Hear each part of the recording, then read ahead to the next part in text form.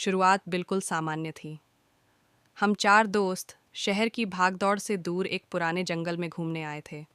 धूप हल्की थी, हवा में मिट्टी और पत्तों की खुशबू थी, और पेड़ों के बीच से छनकर आती रोशनी सब कुछ शांत और सुंदर बना रही थी।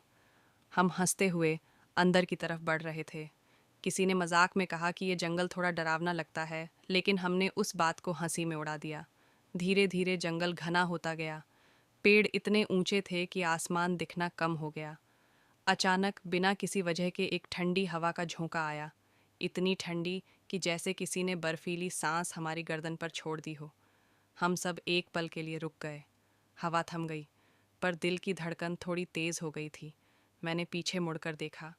मुझे लगा जैसे किसी पेड़ के पीछे कोई खड़ा है, काला सा साया, बिल्कुल स्थिर। मैंने ध्यान से देखा तो वहाँ कुछ भी नहीं था।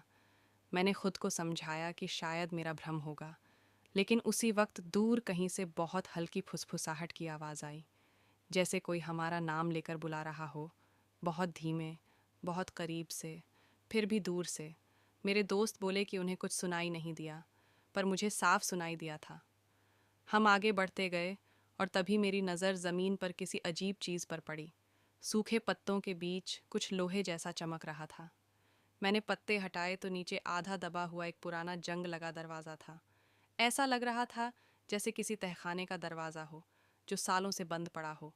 उस पर अजीब निशान बने थे। कुछ लिखावट भी थी, जो समय के साथ धुंधली पड़ चुकी थी। मेरे दोस्तों ने कहा कि इसे छोड़ दो, पर मुझे अजीब सा खिंचाव महसूस हो रहा था, जैसे ये दरवाज़ा मुझे बुला रहा हो। मैं झुका और पूरी ताकत से उसे खींचा। दरवाज़ा चरमराता हुआ खुला। अंदर घना अंधेरा था। नीचे जाती पत्थर की सीढ़ियाँ दिख रही थीं। हवा अचानक और ठंडी हो गई। हमने मोबाइल की टॉर्च ऑन की और धीरे धीरे नीचे उतरने लगे। दीवारें नम थीं और उन पर पुरानी रहस्यमयी लिखावट उकेरी हुई थी। कुछ चिन्ह ऐसे थे जो मैंने पहले कभी नहीं देखे थे। ऐसा लग रहा था जैसे किसी ने बहुत पहले यहाँ कुछ छुपाया हो या किसी को बंद किया हो। अचानक पीछे से कदमों की आवाज़ आई। हम सब रुक गए। कदमों की आवाज़ साफ थी, जैसे कोई हमारे पीछे सीढ़ियाँ उतर रहा हो। लेकिन जब हमने मुड़कर देखा, वहाँ कोई नहीं था, सिर्फ अंधेरा। मेरे एक दोस्त का फ़ोन अचानक बंद हो गया, फिर दूसरे का भी। एक एक करके सबकी रोशनी बुझ गई। अब सिर्फ मेरे फ़ोन की हल्की टॉर्च चल रही थी, और उसी हल्की रोशनी में मैंने सामने दीवार पर टंगी एक पुरानी तस्वीर देखी। मैं आगे बढ़ा।